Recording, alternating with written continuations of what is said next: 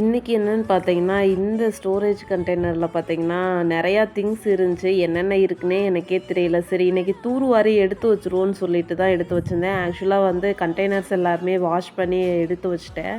So உள்ளே இருந்து தூர்வாருனதுல இவ்ளோ ஐட்டம்ஸ் இருந்துச்சு. எல்லாமே ஆல்ரெடி இருந்தது தான். நல்ல வேளை நான் கடையில போய் எதுவும் வாங்கல.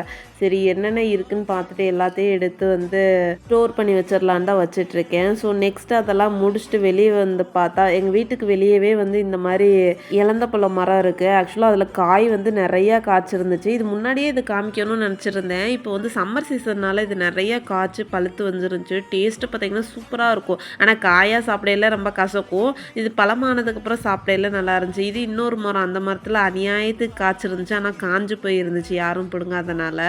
ஸோ அதுக்கப்புறம் ஈவினிங் பார்த்தீங்கன்னா, சரி ஏதாச்சும் சூப் மாரி குடிக்கலான்னு சொல்லிட்டு முருங்கைக்கீரை சூப் தான் போட்டு குடிச்சிருந்தேன்.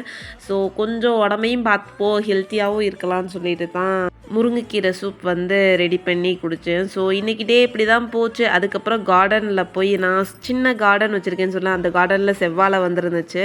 ஸோ அங்கே வந்து வெள்ளை பூசணி வந்து வச்சுருந்தோம். அது வந்து அறுவடை பண்ணலான்னு சொல்லிட்டு அறுவடை வீடியோ தான் எடுத்திருந்தேன். ஸோ இது வந்து ஒரு 1 மந்த் பக்கம் அப்படியே வச்சுருந்தோம். ஸோ இப்போ தான் அறுவடை பண்ணி எடுத்திருக்கேன்.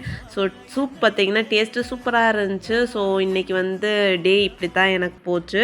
ஆஃபீஸ் வேறு லீவ் விட்டுருந்தாங்களா, ஸோ எனக்கு ரொம்ப ஜாலியாக போயிடுச்சு. ஓகே கைஸ், நெக்ஸ்ட் வீடியோவில் பார்க்குறேன். பாய்.